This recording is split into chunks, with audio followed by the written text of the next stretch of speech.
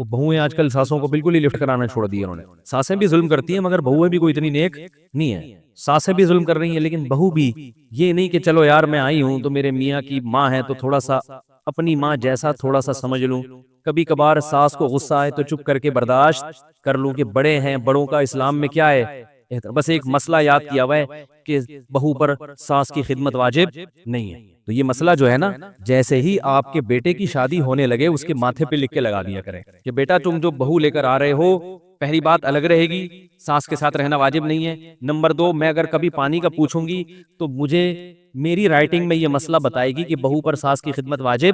تو سوچو اس ساس پر, اس ماں پہ آرے چلیں گے نا دل پہ, جس نے بیٹے کو پال پوس کے بڑا کیا ہے, اور اس کی بیوی ایسے ٹھینگا دکھا رہی ہے اس کو, وہ کہہ رہی ہے بیٹا تھوڑی سی تو کچھ تو کر لو میرے لیے, کچھ تھوڑا سا آج تم کھانا پکا لو, آج میرے سے پاؤں دبا دو. کہے گے بہو پر ساس کی خدمت واجب نہیں ہے. ہاں یہ ظلم ہے کہ بہو کو بالکل اس کو نچوڑ دینا, اس کو نوکر بنا کے رکھنا, وہ ریموٹ کنٹرول کی طرح وہ سارا دن چلتی رہے, 18 روٹیاں پکوا رہے ہیں, یہ ظلم ہے, اس میں کوئی شک نہیں ہے. لیکن بالکل آپ کسی فیملی میں آئے ہو تو فیملی کے بھی تو کچھ تمیز اور آداب ہوا کرتے ہیں. اکٹھے جوائنٹ فیملی میں رہنے کے کچھ طور طریقے ہوتے ہیں خاندانی لوگوں میں.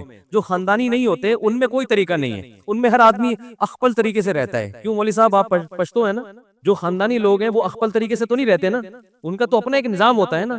تو آپ کے خاندان میں کیا یہ ہوتا ہے کہ آپ ایک بھائی شادی کر کے آئے وہ اخپل طریقے سے رہے گا؟ ہے دیکھو اخپل طریقہ نہیں ہوتا, ہر آدمی کا اخپل طریقہ. خاندان کا ایک مستقل ایک رواج ہوتا ہے, بھائی ہمارے خاندان میں ایسے ہوتا ہے, تو آپ کو اس خاندان کے لحاظ سے چلنا پڑے گا, کیونکہ آپ رخصت ہو کے اس خاندان میں آئی ہو. تو اس خاندان کی جو پرمپرا ہے جب تک شریعت کے خلاف نہ ہو تو آپ کو اس پرمپرا کا خیال بولو بھائی کرنا پڑے گا. شریعت نے اس بارے میں کوئی لگا بندہ ضابطہ نہیں بنایا, بس شریعت نے کہا عاشروہن بالمعروف, عرف کے مطابق چلو, عرف کے مطابق. ہاں وہ عرف اگر ظلم پر مبنی ہے, اس میں اگر بہو سے 18 روٹیاں پکوائی جا رہی ہیں. ایک صاحب آئے کہنے لگے میری بیوی سے میرے ابا اور میری اماں 18 روٹیاں پکواتی ہیں ایک ٹائم پہ, دوپہر بھی 18 شام بھی 18. میں نے کہا 18 بندے ہیں گھر میں, کہہ رہے نہیں وہ مزدوروں کے لیے بھی فلانے کے. میں نے کہا بھائی جان یہ کیا ہے, یہ ظلم ہے یار. کبھی چلو ہو گیا مہمان آ رہے ہیں, لیکن رو اتنا تو یہ تو زیادہ ہو گئی نا. تو ایسا ظلم ہو رہا ہو تو ایک الگ بات ہے, لیکن بالکل ہاتھ کھینچ لینا تو یہ غلط ہے بھائی. یہ خاندانی لوگوں میں ایسا نہیں ہوتا. اس پر میرا ایک بیان ہے کہ کیا بہو پر ساس کی خدمت واجب ہے, تو اس پر میں نے قرآن و سنت کی روشنی میں پورا ایک مدلل بیان کے یوٹیوب پہ سرچ کریں گے آ جائے گا. لیکن میں پھر کہتا ہوں کہ ساسیں اس کا ناجائز فائدہ نہ اٹھائیں. ساس 2 کام کر لینا تو گھر جنت بن جائے. نمبر 1 کہ تانے نہ دیا کرے. بہو نے کوئی الٹی چیز پکا دی تو محبت سے سمجھائے ماشاءاللہ بڑی پیاری چیز بنائی ہے, اگر تھوڑا سا نمک اور کم کر لو تو اس میں مزہ دوبالا ہو جائے گا. ایسے یہ جو تم نے گوشت گلایا ہے نا دیسی مرغے کا, بیٹا یہ بڑا پیارا گوشت گلایا ہے تم نے, تھوڑی دیر اور چولہے پہ پکتی تو اور مکھن جیسا ہو جاتا. یہ اسٹائل بات کرنے کا ساسوں کا نہیں ہوتا. ساس کا اسٹائل بتاؤں کیسا ہوتا ہے, گوشت گلا نا, وہ گلا نہیں کچا رہ گیا. ان کے تو ماں باپ نے کھانا پکانا نہیں سکھایا ہے, تمہیں تمہاری ماں نے روٹی پکانا نہیں سکھائی ہے, بول کے بھی گئی تھی جلا دیا. تو جب اس طرح کے طنز ہوتے ہیں, پڑھی ہوئی سوتی رہتی ہے, تمہارے باپ نے تمہیں سکھایا نہیں کچھ, تم ڈائریکٹ ماں باپ پر آ کے تانے, تو اس کے دل میں نفرت کے جذبات پیدا ہوتے ہیں, کیونکہ اسے پتا ہے یہ میری حقیقی ماں نہیں ہے. تمیز سے چلے گی تو ہم بھی تمیز سے چلیں گے بھائی, تمیز سے ہی تو, محبت سے تو بات کرو, طنز تو نہ کرو, تانے تو نہ دو. دوسرا اس پر اس کے بوجھ سے زیادہ کام نہ ڈالا جائے, کام لیا جائے. گھر میں فارغ نہیں کسی کو بیٹھ, جب جوائنٹ فیملی میں ہے تو سب کو مشترک رہنا ہے, کچھ نہ کچھ گھلنا جلنا ہے. پیڑے کھانے کے لیے کوئی بھی نہیں آیا. آپ کا میاں بھی تو اتنی خدمت کر رہا ہے نا, گھر میں لا لا کے پھل بھی, یہ چیزیں اس پر واجب تھوڑی ہیں, لیکن اخلاقی ذمہ داری ہے. پھل کھلانا شوہر پر واجب نہیں ہے, اخلاقی ذمہ داری ہے.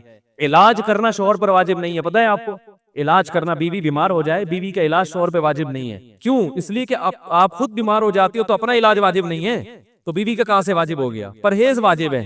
بیوی کو نزلہ ہو گیا تو شوہر پرہیز کرا سکتا ہے, ٹھنڈے پانی سے پرہیز, آئس کریم سے پرہیز, کھچڑی کھاؤ 3 دن تک. لیکن غیر اخلاقی حرکت ہے نا علاج نہ کرانا, وہ بیچاری کہاں جائے گی علاج کے لیے؟ تو جیسے شوہر کی اخلاقی ذمہ داری ہے کہ خود بیمار ہو تو اپنا بھی علاج کرو, بیوی بیمار ہو جائے تو اس کا بھی علاج کرو. تو جب وہ اپنی اخلاقی ذمہ داریاں پوری کر رہا ہے تو ساس کی خدمت, گھر میں سب کے ساتھ مشترکہ رہنا, یہ بھی آپ کی اخلاقی ذمہ داری ہے. سمجھ میں آ رہی ہے بات کہ نہیں آ رہی؟ یہ اخلاقی, اس میں شریعت نے پابندی نہیں لگائی بلکہ ترغیب دی ہے, اخلاقیات کا تقاضا ہے.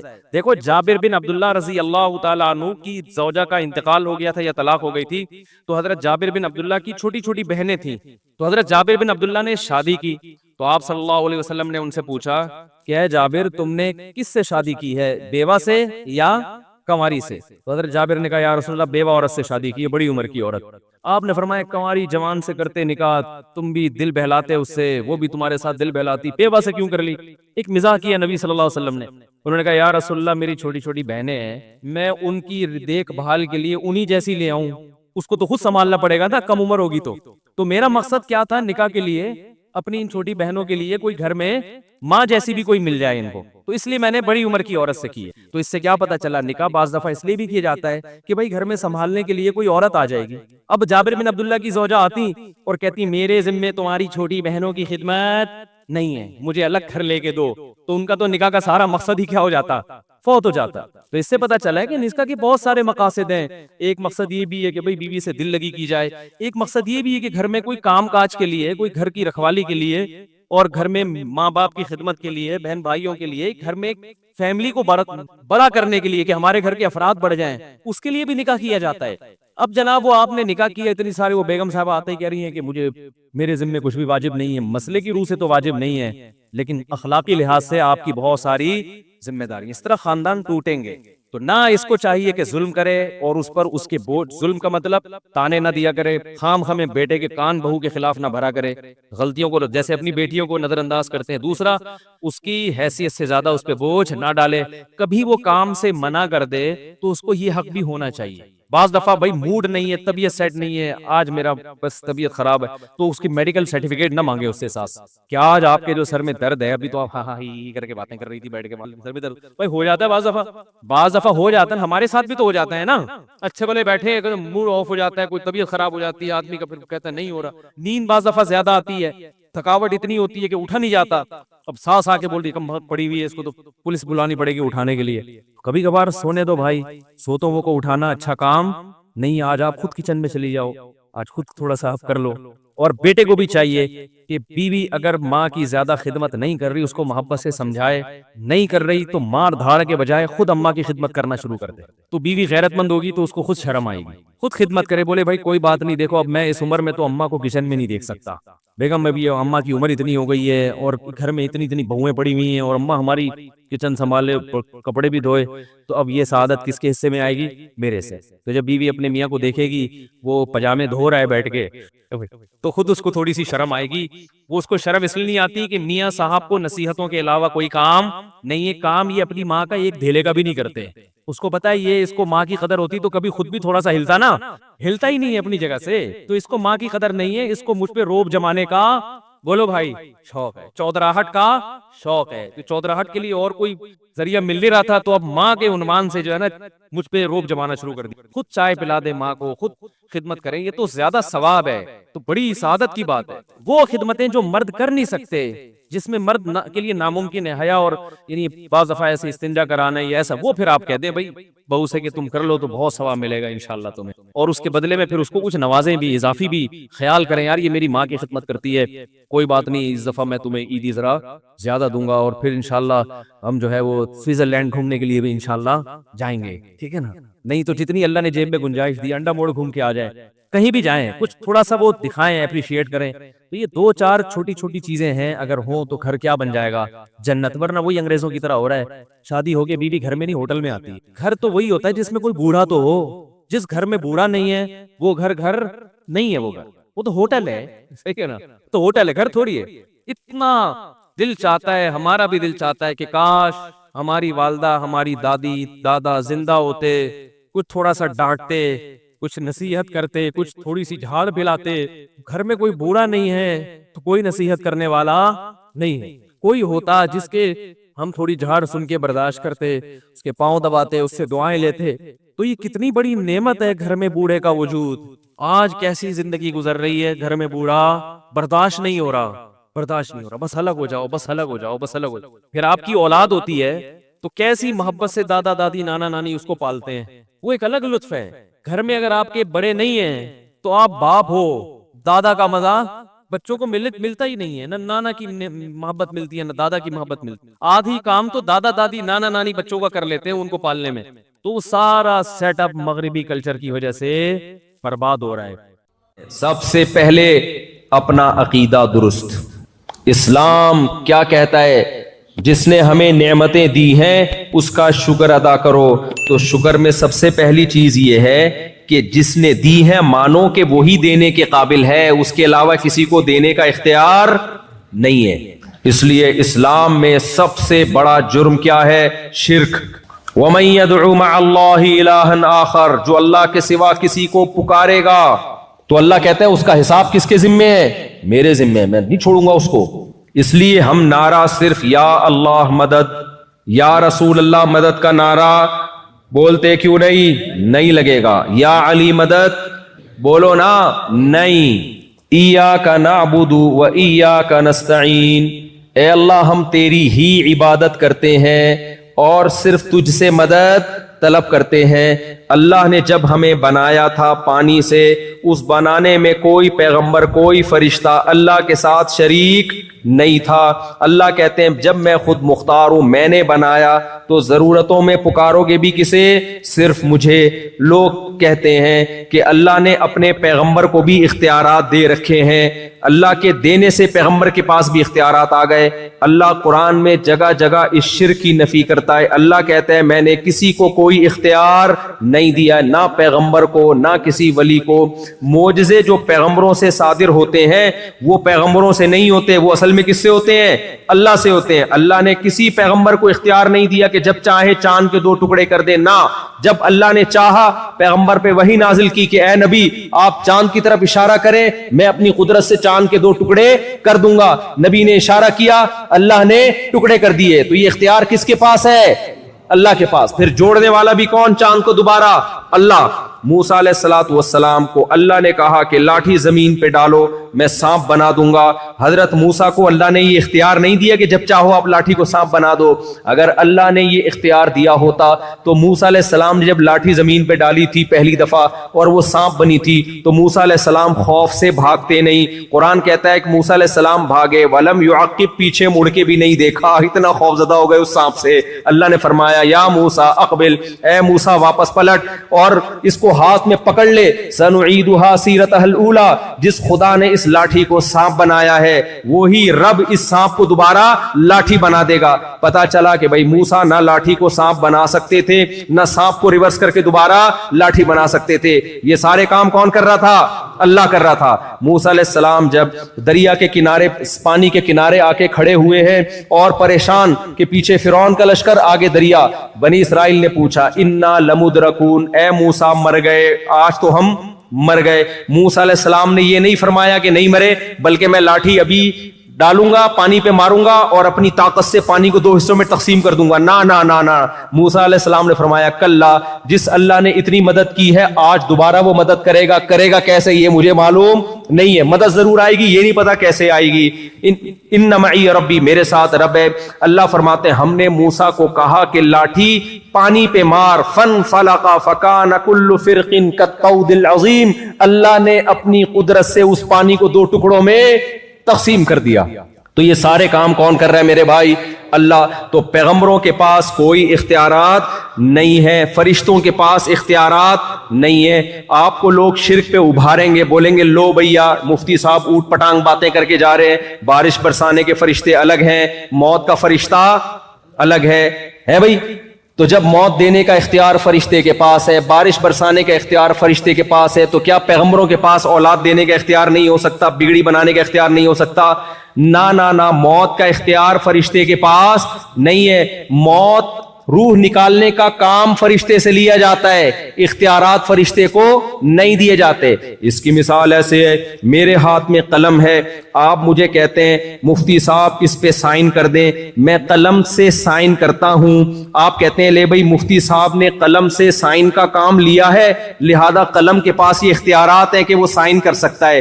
آپ نے کیا کیا, وہ پین مجھ سے لے لیا اور کہا آئندہ کبھی سائن کروانا ہوا تو چونکہ آپ قلم سے سائن کرواتے ہیں لہذا میں ڈائریکٹ قلم سے کہہ دیا کروں گا کہ وہ سائن کر دے. میں کیا کہوں گا میرے بھائی, قلم کے پاس نہ میرا نام لکھنے کا اختیار, نہ قلم کے پاس ایک تحریر لکھنے کا اختیار، قلم کا کام ہے جیسا جیسا میں اس کو جہاں جہاں گھماؤں گا اسی حساب سے وہ گھومے گا. تو اللہ میاں نے بھی موت کے فرشتے کو گچی سے پکڑا ہوا ہے اور بولا ہوا ہے کہ جیسے جیسے میں تجھ سے کام لوں گا اس طریقے سے تو روح قبض کرے گا. یہی وجہ ہے کہ ہم موت اور حیات کی دعا کبھی فرشتے سے نہیں مانگتے. کبھی ہم یہ نہیں کہتے اے اسرافیل، اے موت کے فرشتے، کائنڈلی تھوڑی سی مجھے 1 سال کے لیے مہلت دے دے. ہمیں پتہ ہے یہ فرشتے کے پاس اختیارات نہیں ہے. ہم دعائیں کس سے مانگتے ہیں بھائی؟ اللہ سے. اے اللہ ابھی اس نے دوسری شادی کرنی ہے، ابھی 4 کرنی ہے، اے اللہ اس کو تھوڑی زندگی مزید دے دے، کرنے کے بعد یہ اس نے ویسے ہی مر جانا ہے تھوڑے دنوں میں، ابھی کیا کر دے، اس کو اختیارات دے دے، ابھی تھوڑی سی مہلت دے دے. تو بھائی اللہ فرشتوں سے کام لیتا ہے، اس کا مطلب یہ نہیں ہے کہ فرشتوں کے پاس اختیارات آ گئے ہیں. اللہ نے خضر علیہ السلام سے بھی کچھ کام لیے ہیں، اختیارات خضر علیہ السلام کو بھی نہیں دیے. تو نہ اختیارات پیغمبروں کے پاس نہ فرشتوں کے پاس، یہ سارے اختیارات کس کے پاس ہیں؟ اللہ کے پاس. ایک اور طریقے سے لوگ دھوکہ دیتے ہیں، بولتے ہیں لو بھائی یہ وہابڑے، وہابیوں کی سپرلیٹو ڈگری ہے وہابڑے، کہتے ہیں یہ وہابڑے عجیب بات کرتے ہیں کہ اللہ سے مانگو. جب ان کو مدد کی ضرورت پڑتی ہے پولیس سے مدد مانگتے ہیں کہ نہیں مانگتے ہیں بھائی؟ یہ پولیس سے مدد مانگتے ہیں تو واہ، پولیس سے مدد مانگنا جائز اور نبی سے مدد مانگنا جائز نہیں ہے. معاذ اللہ، انہوں نے تو نبی کا مقام پولیس سے بھی گھٹا دیا. بھائی جان آپ بحث کو خلط مل کر رہے ہو. مدد 2 طرح کی ہوتی ہے، ایک اسباب کے تحت اور ایک اسباب سے ہٹ کے. جب پولیس سے ہم مدد مانگتے ہیں تو وہ سائنٹیفک لاجک ہوتی ہے. فون کرو گے آپ، وہ گاڑی میں بیٹھ کے چلتے ہوئے آئیں گے، سائنسی اسباب اختیار کریں گے. اسباب کے اندر جو مدد مانگی جاتی ہے وہ شرک نہیں ہے، وہ تو ہم صبح شام ایک دوسرے سے مدد مانگ رہے ہوتے ہیں. وہ مدد مانگنا شرک ہے جو اسباب سے ہٹ کر. اللہ کوئی سبب نہ بھی ہو تو بھی کام کر سکتا ہے. ابراہیم علیہ السلام کو آگ میں ڈالا گیا، زندہ رہنے کی کوئی سائنٹیفک لاجک ہے؟ کوئی سائنسدان مانے گا؟ نہ، لیکن اللہ نے بچا کے دکھا دیا. عیسیٰ ابن مریم کو بغیر باپ کے پیدا کیا، کوئی سائنسدان مانے گا؟ بولتے کیوں نہیں مانے. ایک ایتھیسٹ نے کہا جب سے یہ ویڈیو کیمرے ایجاد ہوئے کرامتیں بند ہو گئی ہیں. تو کسی نے جواب میں دیا کہ بندر کا انسان بننا بھی بند ہو گیا جب سے. کہتے ہیں نا یہ سائنسدان کے بندر سے بنے ہیں. میں ابھی جنگل میں گیا ہوں نا، وہاں شپاٹا، اتنی مشکل سے ایک اوکاچی مچی اتنی مشکل سے یاد ہوا تھا جاپان میں، ایک شپاٹا. تو وہاں اتنے بندروں کی قسمیں نظر آئیں، کوئی جوئیں نکال رہا ہے. میں نے کہا کوئی ایسا بندر دیکھو یار جو تھوڑا تھوڑا انسان بننا شروع ہو گیا ہو، تھوڑا سا لک آ رہا ہو اس میں. بے شک کروڑوں سال میں ہوا ہو بھائی، کروڑوں سال میں کچھ بندر تو ایسے ہوتے جو آدھے بندر ہوتے، آدھے وسیم لگ رہے ہوتے، غفار لگ رہے ہوتے. ایک ایسی نسل ہونی چاہیے تھی نا. یہ کیا بات ہے کہ ڈائریکٹ بندر نے چھلانگ مان کے انسان بنا اور بیچ کی ساری نسلیں اچانک مارکیٹ سے شارٹ ہو گئیں. تو اس لیے یہ سب پھینکنے کی باتیں ہیں. اس طرح کی باتیں جب سائنٹسٹ کیا کریں تو بیٹھ کے لپیٹا کرو، اس کی کوئی لاجک نہیں ہے، فضول باتیں ہیں بالکل. خدا سے باغی کر رہے ہیں تمہیں. تو میں تو بھی گیا، میں نے بندروں کو بہت غور سے دیکھا، جہاں بندر آتے میں دیکھتا تھا، میں دیکھا شاید یہ والا بننے والا ہو بھائی، تھوڑا بن چکا ہو. کوئی بھی نظر نہیں آیا، یا تو بندر تھے یا ڈائریکٹ ہم انسان تھے، بیچ کی کوئی نسل ہمیں نظر نہیں آئی. اور آپ کہہ سکتے ہو آپ نے ایک جنگل دیکھ لیا نا، ساری دنیا کے جنگل گئے ہو، تو ابے تم لوگوں نے تو ساری دنیا کے سائنسدانوں نے تو دیکھ لیا ہے نا، کیمرے تم نے فٹ کر کے گئے ہو، تمہیں بھی اب تک کوئی نظر نہیں آیا. تو یہ نہیں ہو سکتا بھائی. اور اگر بندر سے بنا بھی ہے تو بندر کیسے بن گیا؟ بندر تک بننا آسان ہے؟ بندر بھی تو ایک اللہ کی مخلوق ہے. اس کی آنکھیں دیکھو، اس کی ناک دیکھو، یہ بھی سافٹ ویئر ہے بھائی، یہ بھی خود بخود ایوالو ہو کے یہاں تک نہیں پہنچ سکتے. تو میں کیا بات کر رہا تھا؟ ایک تو میں باتیں بھولنے بہت لگا ہوں. یہ میں حافظہ کمزور نہیں ہے میرا، کہیں آپ سمجھیں کہ حافظہ کمزور ہے. میرا توجہ ایک دم ایک ٹاپک کی طرف ہوتی ہے تو پورا اسی میں گھسیڑ دیتا ہوں میں اپنے آپ. تو میں یہ عرض کر رہا تھا، ہاں عقیدے کی بات کر رہا تھا. توحید کے اسباب سے ہٹ کے کام کون کر سکتا ہے؟ اللہ. تبھی ہم دعا کرتے ہیں اللہ سے. دعا کہتے ہیں اسباب سے ہٹ کے کسی کو پکارنا. پولیس سے ہم دعا نہیں مانگتے. تو آپ یہاں بیٹھے بیٹھے نبی کو پکارو گے تو یہ اسباب کے تحت نہیں ہے، یہ اسباب سے ہٹ کے ہے، لہذا یہ والی پکار شرک ہے. تو یہ شرک اللہ کے ساتھ ناشکری ہے کہ میں نے بنایا، میں نے پیدا کیا اور میں نے پیغمبروں کو اپنے انٹروڈکشن کے لیے بھیجا کہ مجھے پکارو، تم نے اسی پیغمبر کو معبود بنا لیا. عیسائیوں نے کیا کیا ہے؟ کہا کہ عیسیٰ بغیر باپ کے پیدا ہو گئے، معاذ اللہ. کون ہے اللہ کو باپ بنا دیا؟ معاذ اللہ، نقل کفر. اللہ نے کہا واہ بھائی واہ، ان مثل عیسیٰ عند اللہ کمثل آدم، عیسیٰ کی مثال اللہ کی نظر میں آدم کی طرح ہے. آدم کے نہ تو باپ تھے اور نہ ماں تھے. تو اے عیسائیوں تمہیں کیا ہو گیا کہ آدم کو اللہ کا بیٹا نہیں کہتے؟ جو باپ اور ماں دونوں کے بغیر پیدا ہوئے اور جو ماں کے ذریعے پیدا ہوا اس کو اللہ کا بیٹا کہہ رہے ہو. تو تمہیں کیا ہو گیا بھائی؟ کیسی عقل ہے؟ کیوں نہیں کہہ دیتے اللہ نے اپنی قدرت سے بغیر باپ کے پیدا کر دیا؟ کیا ہوتا ہے بھائی؟ اللہ سب کچھ کر سکتا ہے. تو یہ ہمارا عقیدہ ہے بھائی. سارے اختیارات کس کے پاس ہیں؟ ہو سکتا ہے کچھ لوگ پھر یہاں ورغلائیں. لو بھائی، جبریل آئے تھے، انہوں نے کہا تھا لِأَهَبَ لَكِ غُلَامًا زَكِيًّا، اے مریم میں تجھے ایک بیٹا ہبہ کرنا چاہتا ہوں. تو اسباب کے بغیر بیٹا ہو رہا تھا نا، بغیر باپ کے بیٹا ہو رہا ہے، اسباب کے تحت ہے، وداؤٹ اسباب ہے، کوئی لاجک بنتی ہے؟ تو جبریل کیا کہہ رہے ہیں؟ میں دے رہا ہوں. اس کا مطلب جبریل بھی بغیر سبب کے بگڑی بنا سکتے ہیں، کام کر سکتے ہیں. نا نا نا نا، یہ نسبت مجازی ہے. بعض دفعہ کام کوئی کر رہا ہوتا ہے، کسی سے لے رہا ہوتا ہے، تو نسبت مجازن اس کی طرف کر دی جاتی ہے. سمجھتے ہو کہ نہیں سمجھتے؟ جیسے قرآن میں آتا ہے کہ حلال و حرام کرنا صرف اللہ کا اختیار ہے، نبی کو بھی اختیار نہیں. لِمَ تُحَرِّمُ مَا أَحَلَّ اللَّهُ لَكَ، اے نبی جس چیز کو اللہ نے حلال کر دیا آپ اس کو حرام نہیں کر سکتے. دوسری جگہ قرآن کہہ رہا ہے یحل لہم الطیبات ویحرم علیہم الخبائث، نبی ناجائز چیزوں کو حرام کر کے جائیں گے. ہیں بھائی، ایک طرف قرآن کہہ رہے ہے اے نبی آپ حرام حلال کا رائٹ آپ کے پاس نہیں ہے، ایک طرف اللہ کہہ رہے آپ بری چیزوں کو حرام کون کرے گا؟ آپ کریں گے.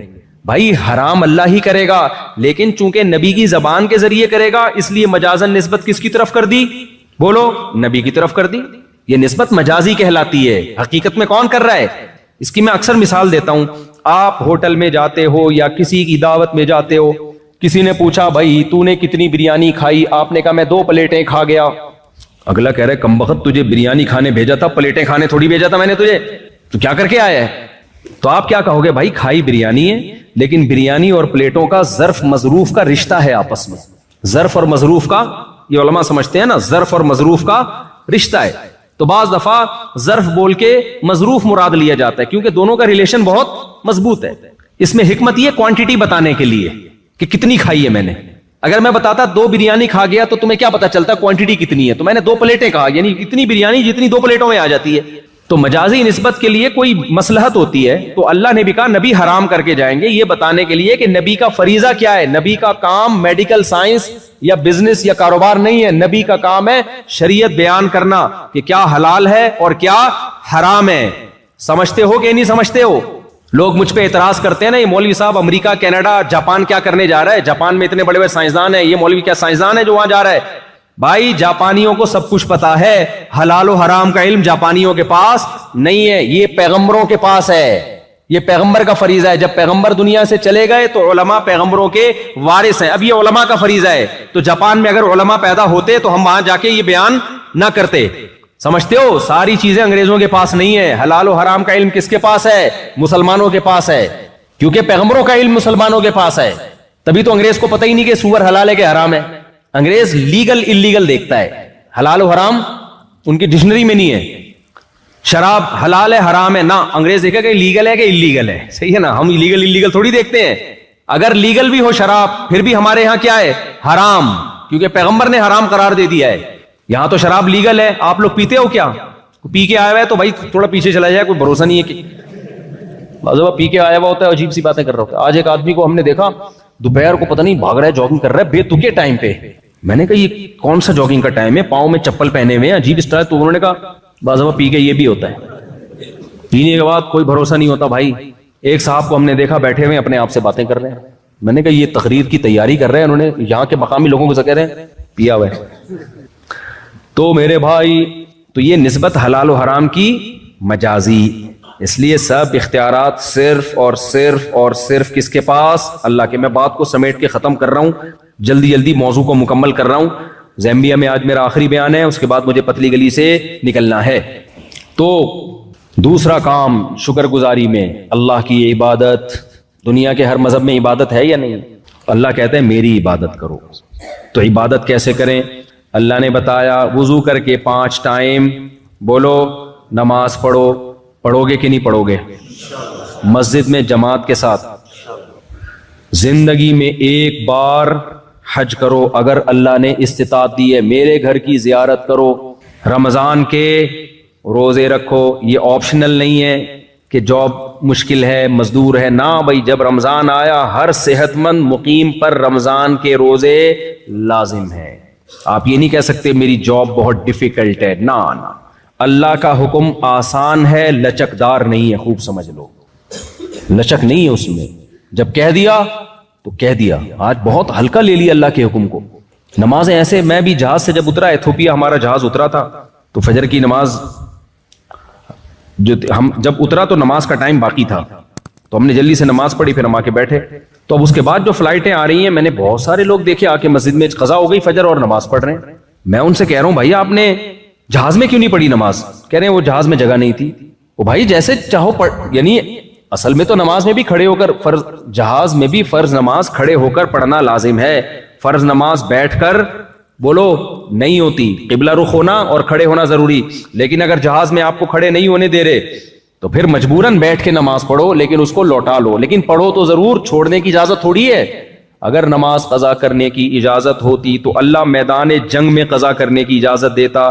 اللہ نے فرمایا فَإِنْ خِفْتُمْ فَرِجَالًا أَوْ رُكْبَانًا, اگر تم دشمن سے لڑ رہے ہو, خوف کی حالت میں ہو, تو کھڑے ہو کر یا سوار ہو کر پڑھ لو, قضا کرنے کی اجازت نہیں. تو میں نے داڑھیوں والے ٹوپیوں والے لوگ دیکھے, بھائی کہہ رہے ہیں یار وہ ایکچولی جگہ نہیں تھی, اب پڑھ رہے ہیں. بھائی آپ کسی بھی طریقے سے پڑھتے پھر لوٹا لیتے اس کو آپ, یہ کون سا طریقہ ہے؟ تو جب نماز کا یہ حشر نمازیوں نے کر دیا ہے تو باقی حکام کا کیا ہوگا؟ تو بھائی کوئی صورت نہیں ہے نماز قضا کرنے کی, سمجھتے ہو؟ کھڑے ہو کے نہیں پڑھ سکتے, بیٹھ کے نہیں پڑھ سکتے, لیٹ کے گردن کا ہلا کے کر پڑھنی پڑے گی آپ کو. پانی نہیں ہے, تیمم. یہ ساری رخصتیں اللہ نے اس لیے تو دی ہے کہ وقت سے مت ٹالو. اگر نماز کو اپنے ٹائم سے ٹالنے کی اجازت ہوتی, اللہ کہتا کوئی بات نہیں, کھڑے ہو کے نہیں پڑھ سکتے, بیٹھ کے نہیں, بلکہ گھر جا کے آرام سے تسلی سے چھٹیوں میں پڑھ لینا جب فرصت ملے گی تمہیں. ابھی چھٹیاں آنے والی ہیں, تمہارے امتحان ہو گئے تو چھٹیاں آئیں گی, اسی وقت ساری لوٹا دینا اکٹھی بیٹھ کے. تو مذاق تھوڑی ہے نماز. تو عزم کرتے ہو کہ نہیں کرتے, ایسی کی تیسی کچھ بھی ہو جائے. آج کل تو ایسی بہترین ایپلیکیشن آ گئی ہیں جہازوں کے سفر میں, آپ ایپلیکیشن ڈاؤن لوڈ کرو, اس میں اپنے فلائٹ کا ٹائم اور جہاں ارائیول اور ڈپارچر کا ٹائم لکھو, وہ پورا ٹائم نماز کا کہ جہاز کس وقت کہاں ہوگا, کتنے بج کے کتنے منٹ پہ کون سی نماز کا ٹائم داخل ہو رہا ہوگا, قبلہ کدھر ہوگا. اللہ نے اتنی آسانی کر دی ہے, سمجھتے ہو؟ اور مستورات کو بھی نماز پڑھوایا کرو. بہت سے نمازی ہم نے دیکھے اپنی بیگم کے ساتھ سفر کر رہے ہیں, ابے اب کون جائے گا, وضو کرے گا, ابے چھوڑ بعد میں بیگم. بھائی جان ابھی آزمائش ہے کہ نماز پڑھتا ہے کہ نہیں پڑھتا. خود بھی پڑھنا ہے, اپنے گھر والوں کو بھی. ٹرین کا سفر ہو, بس کا سفر ہو, نماز نہیں معاف ہے. ان الصلاۃ کانت علی المؤمنین کتابا موقوتا, اللہ کہہ رہے نماز مومنین پر مقررہ اوقات میں فرض ہے, اس کو دائیں بائیں کرنے کی اجازت نہیں ہے. تو پڑھو گے کہ نہیں پڑھو گے؟ تیسرا کام, یہ رمضان کے روزے ہو گئے, حج ہو گیا زندگی میں ایک بار. اس کے بعد اللہ نے کچھ چیزیں ہم پہ ویسے ہی حرام کی ہیں جو اخلاقیات میں آتی ہیں, ان کا عبادت سے تعلق نہیں بلکہ اخلاقیات سے. اس میں اللہ نے فرمایا لا تقربوا الزنا, زنا کرنا تو دور کی بات, زنا کے قریب بھی مت پھٹکو. زنا کا آلٹرنیٹ اللہ نے ہمیں کیا دیا؟ بولو, نکاح دیا. غیر مسلم نکاح نہیں کرتے, زنا کرتے ہیں, اور اگر شادی کرتے بھی ہیں بہت دیر سے کرتے ہیں. ان میں کوئی اگر بالغ ہوتے ہی شادی کر لے اس کو بے وقوف سمجھا جاتا ہے. آپ عمل کر کے دکھاؤ, بولو بے وقوف تم ہو, ہم نہیں ہیں. ایک غیر انگریز سے میری بات چیت ہو رہی تھی, تو میں نے کہا ہماری سوسائٹی میں اتنی عمر میں لوگ نکاح کرتے ہیں. اس نے کہا آپ کا کلچر ہے. اب میں نے زیادہ بحث نہیں کی, بھائی کلچر نہیں ہے, ہمارا مذہب ہے. کلچر تو کہتا ہے آزادی دلاتا ہے آپ کو, تو آپ اپنے عمل سے بتاؤ بھائی جلدی نکاح کیا کرو. کوئی پوچھے کیوں, بولا ہمارے مذہب کا حکم ہے. بھائی اللہ کا حکم ہے, جب اللہ کا حکم آ جائے تو پھر آپشنل رہتا ہے وہ, ہے بھائی, پھر کوئی عقل چلتی ہے, پھر ایکچولی بات ہوتی ہے کچھ. کوئی بھی آپ کا باس ہو, آپ کو آرڈر دے یار یہ چیک ہے جا کے کیش کرا کے لو, آپ بولے ایکچولی سر ایکچولی میرے پیٹ میں درد, ایکچولی وہ بولے گا بھائی تو نے جاب کرنی ہے نہیں کرنی, نکل یہاں سے. تو اللہ کو اتنا ہلکا لے لیا بھائی. تو اللہ کہہ رہا ہے جب جس میں نکاح کی استطاعت تو فوراً کیا کرے وہ نکاح. اے اللہ خرچہ ہوگا بہت زیادہ, ٹینشن. اللہ نے کہا غیر مسلم کیلکولیٹر لے کے بیٹھے گا, ابھی میری اتنی تنخواہ, حالانکہ اس کی بیوی آنے کے بعد اس کا خرچہ ہو ہی نہیں رہا ہے, کم بخت کا 1 روپے دھیلا نہیں بیوی پہ خرچ کرنا, پھر بھی کیلکولیٹر لے کے بیٹھا ہوا ہے. ہم نے سارا خرچہ خود کرنا ہے, پھر بھی اللہ کہہ رہے کیلکولیٹر استعمال کرنے کی اجازت نہیں. ان یکونوا فقراء یغنیہم اللہ من فضلی, اللہ کہتے ہیں نکاح کرو اگر فقیر ہوگے اللہ اپنے فضل سے غنی کر دے گا. اللہ پہ توکل کرو. جو اللہ بچہ پیدا ہونے کے بعد ماں کی چھاتیوں میں دودھ پیدا کر دیتا ہے تو وہ بیوی آنے کے بعد تمہارے مال میں برکت نہیں دے سکتا کیا؟ نہ نسل کو روکو نہ شادی سے روکو. غیر مسلم کہتا ہے بچے دو ہی اچھے ہوتے، دو بھی نہیں ہیں، لیکن بہرحال کہتا ہے کیا ہے، بچے دو ہی اچھے. اسلام کہتا ہے نہیں نہیں بھائی، رزق کس کے ہاتھ میں ہے؟ اللہ کیا؟ اللہ کو خاندانی آدمی پسند ہے. پارکوں میں لکھا ہوتا ہے فیملی کے ساتھ آئیں، ہو سکتا ہے جنت کے دروازے پہ اللہ لکھ دے فیملی کے ساتھ آؤ، پھر کیا کرو گے؟ کیا خیال ہے بھائی؟ تو میں تو 18 کے ساتھ نکل لوں گا، میں بولوں گا اللہ اور تو ہمارے پاس کوئی امال ہی نہیں ہے. کیا خیال ہے بھائی؟ اور تو ہمارے پاس. اللہ پہ توکل کرو میرے بھائی، کیلکولیٹر لے کے نہیں بیٹھے رہا کرو. تمہارے ماں باپ کا احسان ہے تم پر کہ نسل نہیں روکی، تم پیدا ہو گئے. وہ بھی روک سکتے تھے، میرا باپ بھی 2 بچوں کے بعد نسل روک سکتا تھا تو میں تھوڑی پیدا ہوتا. میرے والد نے کس پہ توکل کیا؟ اللہ پہ. اللہ اولاد دے گا. اور قرآن کہتا ہے لا تدرون ایہم اقرب لکم نفعا. نسل مت روکو بھائی، تمہیں کیا پتا تمہاری اولاد میں کون تمہارے لیے زیادہ کام کا نکل آئے. ایک صاحب کہنے لگے اتنے بچے ہوں گے، ہو سکتا ہے کوئی بگڑا ہوا نکلے. میں نے کہا بھائی اتنے پیدا کرو کہ 2-4 اسپیئر میں بگڑنے کے لیے بھی رکھو. اگر 2 ہوئے اور وہی بگڑ گئے تمہاری تو نسل گئی. کیا خیال ہے؟ نسل گئی تمہاری تو. غیر مسلموں بیچاروں پر ترس کی حالت ہے. انہوں نے نسل روک کے نا 2 بچے، پھر ان کا 2 خرچہ تو 2 پہ بھی ہوتا ہے، 1 بچہ پھر 1 بھی نہیں. بڑھاپے میں تنہائیاں کاٹ رہی ہیں، خاندان تباہ، نہ چاچے نہ مامے. جب بچے ہوتے ہیں تو پھر ان کے بچوں کے چاچے بھی ملتے ہیں، مامے بھی ملتے ہیں، خالو بھی ملتے ہیں، رشتے ملتے ہیں. یہاں کتنی خوشی ہوتی ہے جب میں آتا ہوں، یار یہ ہمارے چاچے، اتنے بڑے بڑے گھروں میں لوگ رہتے ہیں، اتنے رشتہ داری مضبوط ہے. سارا سیٹ اپ برباد ہو جائے گا اگر نسل روک لی. یہ ہمارے مذہب کا حکم ہے بھائی، ہم نے کسی فلاسفر کی اس میں نہیں سننی. بے وقوف لوگ ہیں جو تمہیں پٹیاں پڑھاتے ہیں ایکچولی تربیت نہیں ہوگی، تو ان کی اپنے بچوں کی دیکھو کیا تربیت ہو رہی ہے.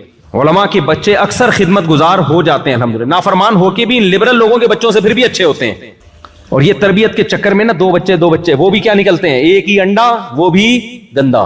ہم نے دیکھا ہے گھروں کے حالات، وہ بھی تمیز سے باپ سے بات نہیں کرتے. تو مت ناروں میں آؤ. جلدی بات کو سمیٹتا ہوں میں، بھائی کیا کروں یار، بریک ہی نہیں لگ رہی. تو جلد نکاح کرنا ہے. زنا کا آلٹرنیٹ کیا ہے؟ نکاح پیغمبروں کی سنت، اور زنا بدکاروں کی، برے لوگوں کی خصلت.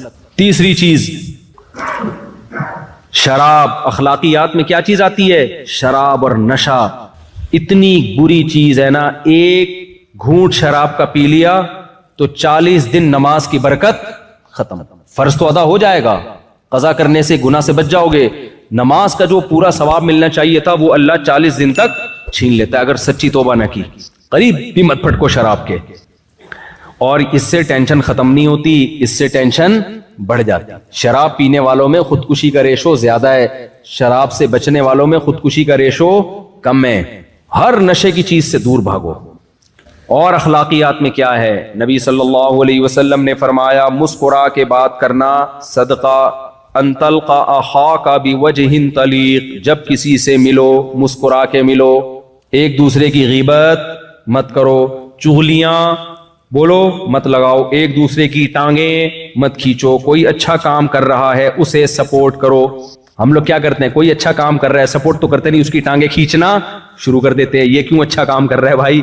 جب دنیا کو مسافر خانہ نہیں سمجھتا نا انسان، سارے مزے دنیا میں لینا چاہتا ہے، تو یہ اخلاقی برائیاں پیدا ہوتی ہیں. بھائی اللہ نے کسی سے کوئی کام لے لیا، حسد مت کرو، رش کرو اس کے اوپر.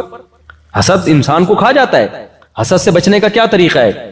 یہ سوچا کرو بھائی یہ ترقی کر کے بہت آگے نکل گیا تو کیا ہوگا، جائے گا تو قبر میں ہی نا. کیا خیال ہے، ہم بھی وہاں جائیں گے تو کوئی بات نہیں، نکلنے دو آگے. کیا خیال ہے بھائی؟ اور دوسری بات یہ کہ اللہ کی تقدیر میں تھا کہ اس کو زیادہ دے گا مجھے کم دے گا، تو اللہ سے کوئی لڑ سکتا ہے؟ کوئی بات نہیں یار، چلو یار اس کو زیادہ مل گیا، یہ زیادہ خوبصورت ہے، یہ زیادہ صحت اچھی ہے، اس کی 4 ہو گئی ہماری نہیں ہو رہی، یار استغفر اللہ، اس کی جو ہے وہ پیسہ فلاں کے پاس زیادہ آ گیا، فلاں کو جو ہے نا کاروبار میں ترقی ہو گئی، فلاں کی عزت زیادہ ہو گئی. ہونے دو یار، چلتا ہے یار، کوئی بات نہیں، ہم اللہ کی تقدیر پہ راضی. شیطان کے ساتھ یہی تو پرابلم تھی. شیطان عبادت کرتا تھا، اس نے بولا یہ کیا مسئلہ ہو گیا یار، یہ آدم نیا بنایا گیا اور اللہ کہہ رہا ہے اس کو سجدہ کرو. یہ تو پرابلم کریٹ ہو گئی نا. کیا خیال ہے بھائی؟ یہ تو معاذ اللہ نے پرابلم کریٹ کر دی ہے. میں اتنا پرانا اور یہ دفتر میں کوئی نیا امپلائی آئے اور باس اس کو اپنے قریب کر لے اور آپ 20 سال سے جاب کر رہے ہو، آپ کو دور رکھے، تو آپ کو غصہ آئے گا کہ نہیں آئے گا؟ تو شیطان کو بھی غصہ آیا کہ بھائی اللہ میاں نے اس کو میرے سامنے بنایا اور مجھے کہہ رہے اس کو سجدہ کرو. اڑ گیا شیطان. اب بھائی تو چھوڑ دے یار, تجھے بھی تو اللہ نے ہی بنایا ہے نا, جتنا تجھے دیا ہے تو اس پہ اللہ کا شکر ادا کر. کیا خیال ہے بھائی؟ اپنے سے کمتر کو دیکھ.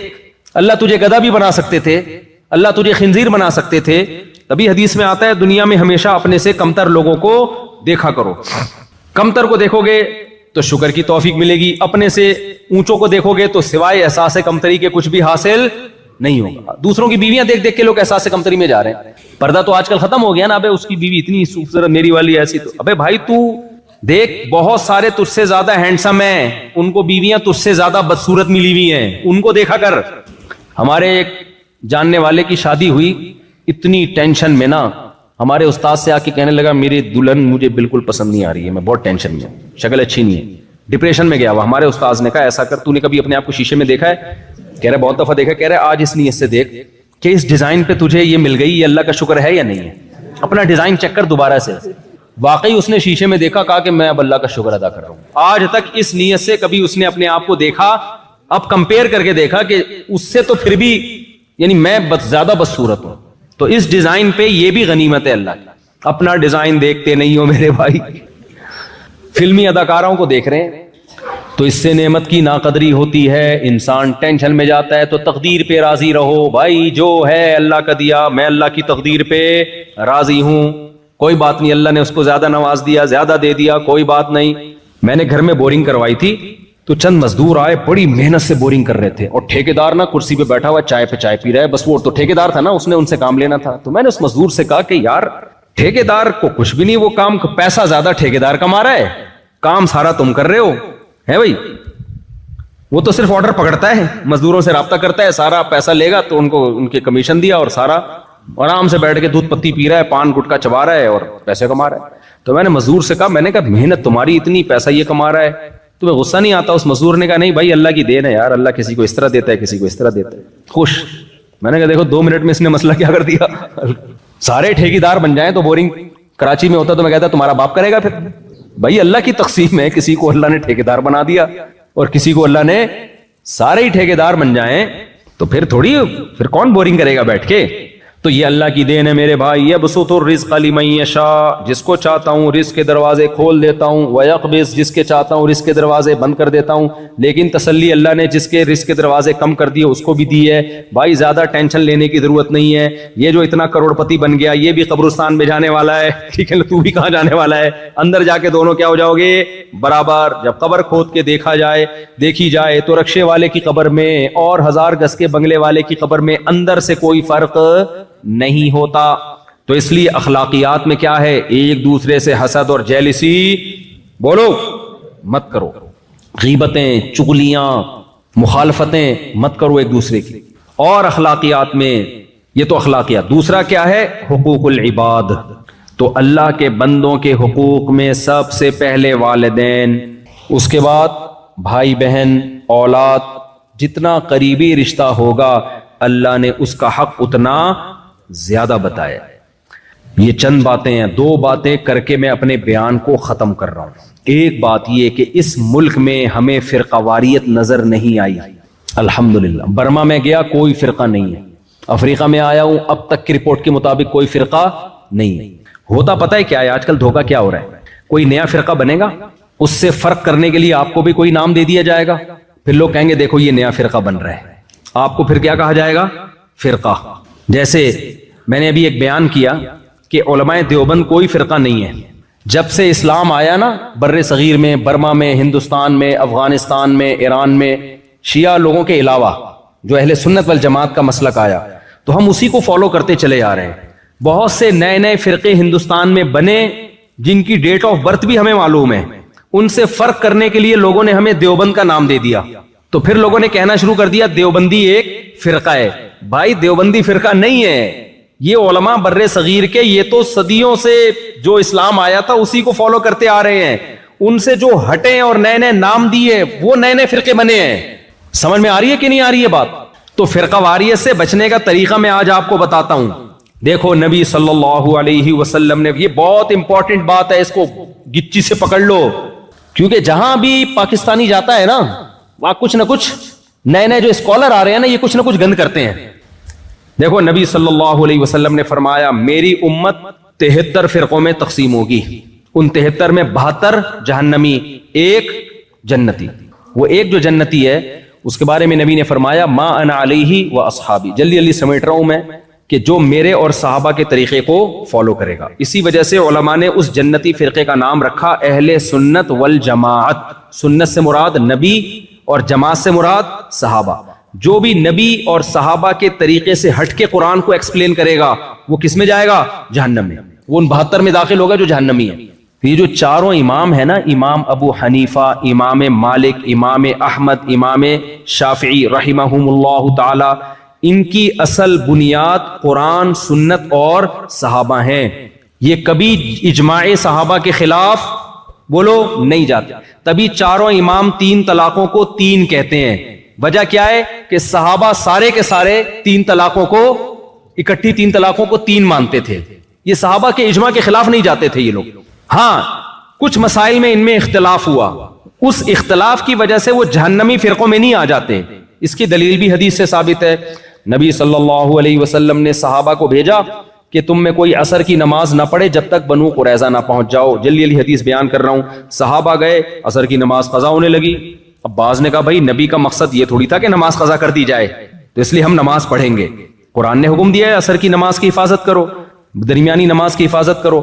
بعض نے کہا بھائی نبی کی بات کا مطلب یہ نہیں تھا، لہذا ہم نماز پڑھیں گے۔ بعض نے کہا بھائی مطلب تھا یا نہیں تھا، نبی کا حکم یہ کہ نہیں پڑھنی تو ہم نہیں پڑھیں گے۔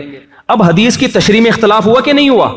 دونوں کے پاس دلیل ہے، ایک قرآن سے دلیل لے رہا ہے، ایک حدیث سے دلیل لے رہا ہے۔ دلیل کس کے پاس ہے؟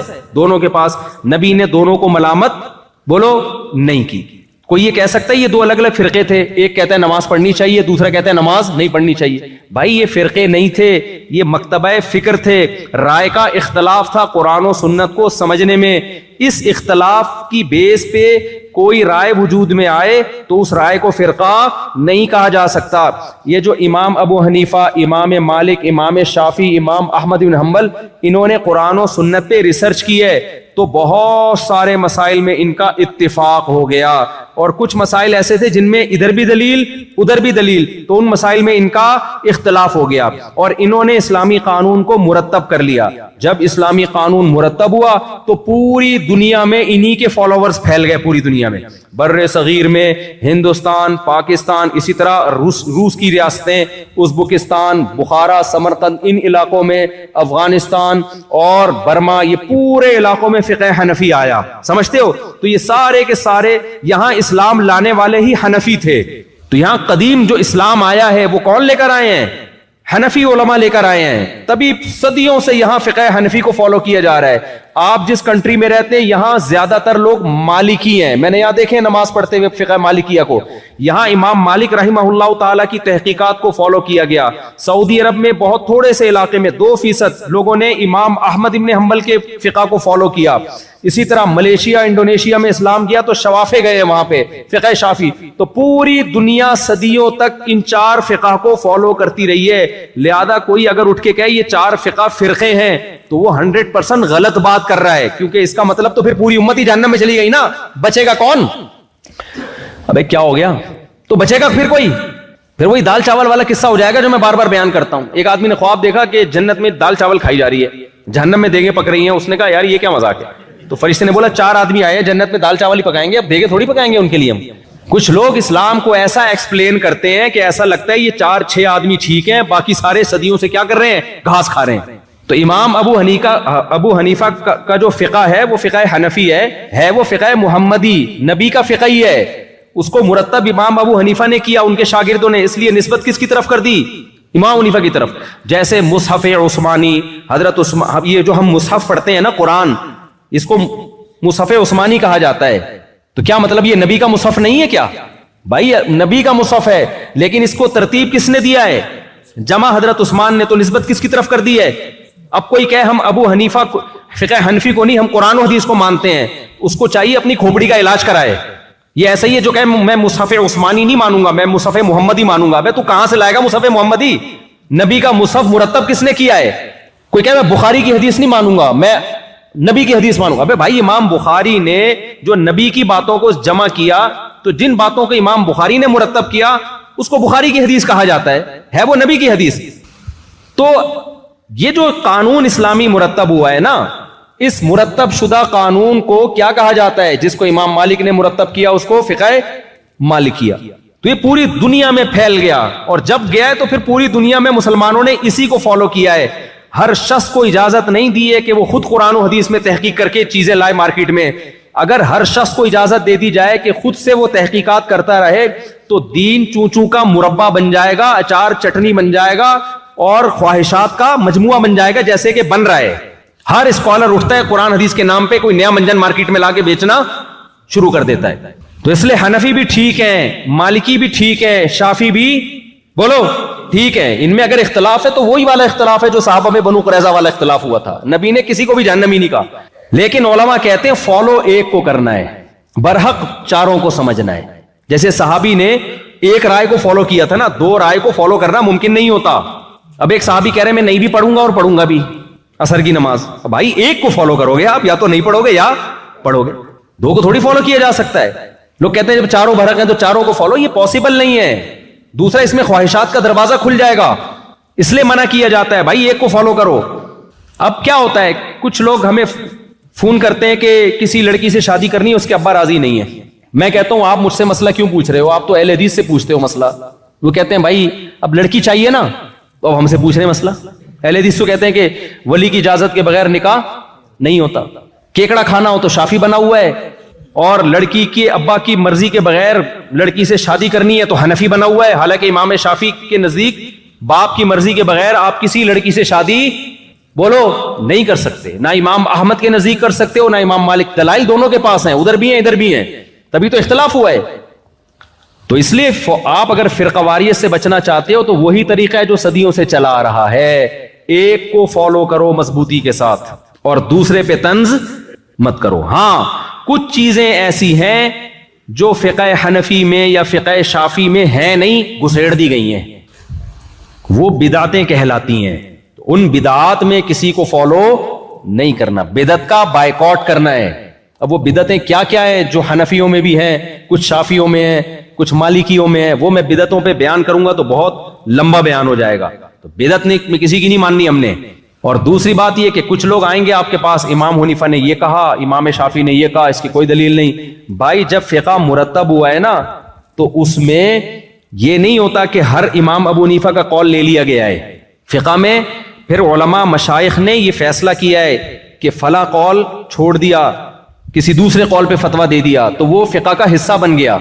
شافعی فقہ میں امام شافی کا ہر قول شافی فقہ نہیں ہے. لوگ ہم پہ اعتراض کر رہے ہوتے ہیں 2.5 سال تم لوگ کہتے ہو دودھ پلانے کی مدت ہے. امام حنیفہ کہتے ہیں کہ دار الحرب میں سود لینا جائز ہے. بھائی فقہ حنفی میں جائز نہیں ہے. فقہ حنفی میں 2 سال کے بعد دودھ پلانا ناجائز ہے. تو اس میں فقہا خود فیصلہ کر چکے ہیں. بعض دفعہ امام حنیفہ تک حدیث نہیں پہنچی ہوتی. امام حنیفہ کے نزدیک بارش کے وقت نماز استسقاء نہیں ہے. اب کوئی کہہ دیکھو امام حنیفہ کے نزدیک بارش میں استسقاء نہیں ہے اور حدیث میں آتا ہے بارش میں استسقاء کی دعا ہے, تو یہ حنفی مذہب قرآن و سنت کے خلاف ہے. بھائی امام ابو حنیفہ کے اس قول کو حنفیوں نے لیا نہیں ہے, سمجھتے ہو, صاحبین کے قول کو لیا ہے, کیونکہ اس میں امکان ہے کہ ہو سکتا ہے امام صاحب تک یہ حدیث نہ پہنچی ہو. تو ہر اشکال کا جواب علماء کے پاس موجود ہے, لیکن کچھ لوگ آئیں گے آپ کو مختلف طریقوں سے توڑنے کی کوشش کریں گے. تو آج جو بھی کم بخت اتحاد کا لیبل لگا کے امت کو جوڑنے کی بات کر رہا ہے نا, وہ اصل میں نیا فرقہ بنا رہا ہوتا ہے, ایک نیا منجن مارکیٹ میں لا رہا ہوتا ہے. تو یہاں مالکی لوگ ہیں, ان کو مت چھیڑو. بولو بھائی امام مالک کا مذہب بھی کیا ہے, تنگ نہیں کرو ان کو چھیڑ چھیڑ کے. یہ بھی ٹھیک ہے. میں مسجد نبوی میں بیٹھا تھا, ایک شخص اردو میں تقریر کر رہا ہے, کسی نے پوچھا امام مالک کہتے ہیں ہاتھ چھوڑ کے نماز پڑھو. اس نے اتنا سخت امام مالک کے خلاف تقریر کی ہے, ہم نے نبی کا کلمہ پڑھا, امام مالک کا کلمہ نہیں پڑھا. وہ کمبخت امام مالک نے کس کا کلمہ پڑھا تھا, انہوں نے کہا نبی کا کلمہ نہیں پڑھا تھا. اور مجھے حیران ہوا کہ میں کئی سال امام مالک نے اس مسجد میں بیٹھ کے درس دیا ہے, اور کب درس دیا ہے, آج سے 1300 سال پہلے بیٹھ کے درس دیا ہے, اور تو ان پہ طرز کر رہا ہے. تو اپنے اسلاف پر ایسے کہہ رہے ہم نے ان کا کلمہ تھوڑی پڑھا ہے. آپ اعتدال کے ساتھ بیان کرو. بھائی امام مالک کی رائے جو ہاتھ چھوڑ کے نماز پڑھنے کی ہے, دلیل ان کے پاس بھی ہے. وہ کہتے ہیں ٹھیک ہے ہاتھ باندھنے کی حدیث ثابت ہے, لیکن چونکہ اہل مدینہ چونکہ ہاتھ چھوڑ کے نماز پڑھ رہے ہیں, اس لیے میری رائے میں یہ عمل آخری عمل نبی کا ہاتھ چھوڑنے کا تھا, تبھی تو اہل مدینہ ہاتھ چھوڑ رہے ہیں. اس بیس پہ امام مالک نے اس کو ترجیح دے دی. ہر فقیہ کے اپنے اصول ہوتے ہیں. مسائل نکالنے کے. امام ابو حنیفہ اہل کوفہ کے عمل کو ترجیح دیتے ہیں. وہ کہتے ہیں یہ عبداللہ بن مسعود اور علی رضی اللہ تعالیٰ عنہ کا گڑھ تھا, یہ دونوں بڑے علماء یہاں کے ٹھہرے ہیں, لہذا ان کے عمل کو ہم ترجیح دیں گے. امام مالک مدینہ والوں کے عمل کو ترجیح دیتے ہیں. ہر فقیہ کے اپنے اصول ہیں. تو مجھے بڑا افسوس ہوا کہ یہ کمبخت اگر بیٹھ کے یوں بیان کر دیتا کہ بھائی امام مالک رحمہ اللہ تعالیٰ کی رائے بھی ٹھیک ہے, اس کی بھی دلیل ہے اور ہماری رائے بھی ہے, تو کسی ایک کو فالو کرنا چاہیے, دوسرے پہ رد نہیں کرنا چاہیے. بہت زیادہ ہوتا اپنی نظر میں جو رائے, جس رائے کو ترجیح ہوتی وہ بیان کر دیتا کہ ہماری رائے میں یہ والی رائے زیادہ راجح ہے. یہ آج جو نئے نئے اسکالر آ رہے ہیں نا, یہ طنز کرتے ہیں, سمجھتے ہو اسلاف سے بدگمان کرتے ہیں, سمجھتے ہیں کہ ہمیں ہی آتا ہے, باقی سارے گھاس کھا رہے تھے بیٹھ کے. تو فرقواریت سے بچنے کے لیے ضروری ہے اس طرح کے اسکالر سے ہوشیار رہو. ہاں, بدعت کو اپنے قریب مت آنے دو. عقیدے پہ کمپرومائز, بولتے کیوں نہیں چپ, عقیدے پہ کمپرومائز. عقیدے میں کوئی حنفی شافی نہیں ہوتا, عقیدوں کو قرآن و سنت نے بہت واضح بیان کر دیا ہے. اجماعی مسائل میں کوئی حنفی شافی نہیں ہوتا, اجماعی مسائل کو قرآن و سنت نے بہت ڈیٹیل سے. ہم 3 طلاق کو 3 اس لیے نہیں کہتے کہ امام حنیفہ نے فرمایا ہے, یہ تو اجماعی مسئلہ ہے, اس میں تو کسی کا اختلاف ہی نہیں ہے. یہ تو قرآن نے بھی بتا دیا, حدیث میں بھی, صحابہ نے بھی بتا دیا. تقلید تو کی جاتی ہے ان مسائل میں جن میں کیا ہے, اختلاف ہے, دونوں طرف دلائل ہیں, ان میں انسان کہتے ہیں ایک کو فالو کرو, دوسرے کو غلط مت کہو. جو اجماعی مسائل ہیں ان میں نہیں کسی کو فالو کیا جاتا, ان میں تو سب اتفاق چلا آ رہا ہے. تو یہ چند باتیں آپ کی خدمت میں. اور آخری سچی مچی کی آخری بات, دیکھو اپنا ایمان ان ملکوں میں بچانا چاہتے ہو تو تبلیغ سے جڑ کے رہو. ساس سسر کو امی ابو کہنا. بہت سے لوگ اپنے ساس سسر کو امی ابو کہہ کر پکارتے ہیں, کیا یہ جائز ہے؟ کیونکہ والد کے علاوہ کی طرف نسبت کرنا تو درست نہیں ہے. جویریہ صاحبہ کراچی سے. جائز ہے بھائی, ساس سسر کو تعظیم سے ابو امی ہی کہنا چاہیے, کیونکہ آپ کے شوہر کے ابو اور آپ کے شوہر کی امی, تو ان کو بے ادبی محسوس ہوتی ہے کہ جو لقب ہمیں اس گھر میں ملا ہوا ہے ہماری اولادوں کی طرف سے, ہمیں اب کچھ اور نام سے پکارا جا رہا ہے. یہ ان کو ایک قسم کی اپنی توہین محسوس ہوتی ہے. تو آپ کے میاں اپنی امی کو امی کہہ رہے ہیں, اپنے ابو کو ابو کہہ رہے ہیں, تو آپ ان کے گھر میں رہ کر یہی کہیں کہ امی ابو. رہا یہ مسئلہ کہ وہ جو ہے کیا نام, اولاد اور بہو جو ہے نا, یہ داماد اور بہو یہ اولادوں میں ہی داخل ہیں. یہ جو قرآن مجید میں اللہ تعالیٰ کا ارشاد ہے نا, ندعو ابناءنا و ابناءکم. نبی صلی اللہ علیہ وسلم جب مباہلہ کے لیے گئے ہیں تو حکم یہ تھا کہ اپنی اولادوں کو بھی لے کر جائیں. تو اس میں یہ کہ ہم اپنے بیٹوں کو بھی لے کر آئیں گے. تو آپ صلی اللہ علیہ وسلم حضرت علی رضی اللہ تعالیٰ عنہ کو بھی لے کر گئے ہیں. تو علماء نے اس میں یہ لکھا ہے کہ یہ اولاد کے مفہوم میں حضرت علی بھی داخل تھے. داماد بھی اولاد ہی کی طرح ہوتا ہے, اسی طرح بہو بھی اولاد کی طرح ہوتی ہے. تو داماد کو چاہیے کہ وہ اپنی بیوی کے والدین کو وہی کچھ کہا کرے, وہی لقب دیا کرے جو اس کی بیوی دیتی ہے. اگر بیوی اپنے والد کو ابو کہتی ہے تو داماد کو بھی چاہیے کہ وہ اپنے سسر کو ابو کہے. اگر بیوی اپنے والد کو ڈیڈی کہتی ہے تو شوہر کو چاہیے اپنی بیوی کے والد کو ڈیڈی ہی کہا کرے. اگر وہ پاپا کہتی ہے تو شوہر کو بھی چاہیے کہ وہ اپنی بیوی کے ابا کو پاپا کہے. اور آپ کو پتہ ہے, پاپا سے یاد آیا کہ ہمارے خاندان ہیں, ان کے گھر میں بیکری کا سارا سامان ہے. تو وہ ناراض ہوتے ہیں, میرا یہ کلپ سنیں گے. ان کے گھر میں پاپا تو بیکری کی چیز ہوتی ہے نا, تو وہ ان کے گھر میں اور بھی 2-3 لقب اس طرح کے ہیں کہ وہ بیکری کا پورا آئٹم بن جاتا ہے. لوگ کہتے ہیں ان کے گھر میں بیکری کے تمام سامان موجود ہے, لیکن میں بتاؤں گا نہیں, وہ پھر ناراض ہو جائیں گے, ہمارے اپنے رشتہ دار ہیں قریبی. خیر, تو جو یعنی آپ کے شوہر اپنے والدین کے لیے جو لقب استعمال کرتے ہیں تو بیوی کو چاہیے وہی لقب ساس سسر کے لیے استعمال کرے.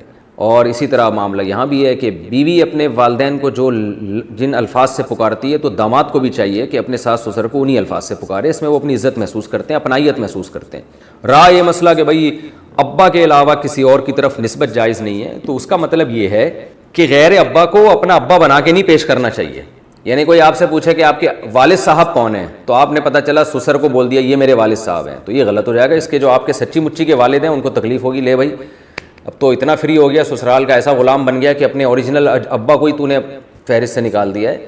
تو یہ مطلب ہے کہ جو جب کوئی آپ سے پوچھے کہ آپ کی والدہ کون ہے تو پھر آپ نے اپنی سچی مچی کی والدہ کا نام بتانا ہے, مدر ان لا کا نام نہیں بتانا. نہ ماں کا نسب تبدیل کر سکتے ہیں, نہ باپ کا نسب. تو پیار سے تو کسی کو بھی پکار سکتے ہیں. ہم تو ایسے لوگوں کو بھی جانتے ہیں کہ اپنے ابا کو کچھ اور کہتے ہیں اور چاچا کو ابا کہتے ہیں. تو یہ جو الفاظ ہیں نا, ان سے کچھ نہیں ہوتا. غیر والد کی طرف نسبت کہ کنفیوژن پیدا ہو جائے کہ یہ اس کے حقیقی ہیں یا نہیں ہے, تو یہ کنفیوژن آپ کو بہرحال دور کرنی پڑے گی. جب کوئی پوچھے کہ تمہارے حقیقی فادر کون ہے تو وہ آپ کو بتانا پڑے گا. اس کی مثال ایسے جیسے آج کل لے پالک میں ولدیت میں اپنا نام ڈال دیتے ہیں. یہ بہت بڑا جرم ہے, بہت بڑا گناہ ہے. میں چونکہ بہت نکاح پڑھاتا رہتا ہوں تو اس میں کئی بار ایسا ہوتا ہے کہ لڑکی کے جو اصل والد ہیں ان کا نام نہیں ہوتا, بلکہ بچی کو بچپن میں جس نے لے کے پالا ہوتا ہے اس کا نام ڈالا ہوتا ہے. یہ بہت بڑا جرم ہے. سورہ احزاب میں قرآن نے اس سے صاف طور پہ منع کیا ہے. آپ صلی اللہ علیہ وسلم کو زید ابن حارثہ سے کس قدر محبت تھی, لے پالک تھے, آپ کے انتہائی چہیتے تھے, مگر قرآن نے آپ صلی اللہ علیہ وسلم کو منع کیا کہ ان کو زید ابن محمد کہنے کی اجازت نہیں ہے, بلکہ یہ زید ابن حارثہ ہی کہلائیں گے. ولدیت میں آپ صلی اللہ علیہ وسلم اپنا نام نہیں ڈال سکتے. تو ہمیں کیسے اجازت دے دی گئی ہے کہ ہم سوتیلے بچے کے نام کے ساتھ سوتیلے باپ کا نام ڈال دیں آئی ڈی کارڈ میں اور بے فارم وغیرہ میں, برتھ سرٹیفکیٹ میں اور نکاح نامے میں؟ یہ بالکل غلط ہے, اس کی قطعاً اجازت نہیں ہے. ہاں پیار سے کسی کو بھی کچھ بھی کہا جا سکتا ہے, اس میں نہ اللہ کی طرف سے پابندی نہ گورنمنٹ کی طرف سے, بلکہ ساس سسر کو ساس سسر کے بجائے ابو امی کہہ کے خطاب کرنا چاہیے. اس سے ان کو خوشی ہوتی ہے کہ ہمیں عزت دی جا رہی ہے اس گھر میں. Ask Mufti Tariq Masoud.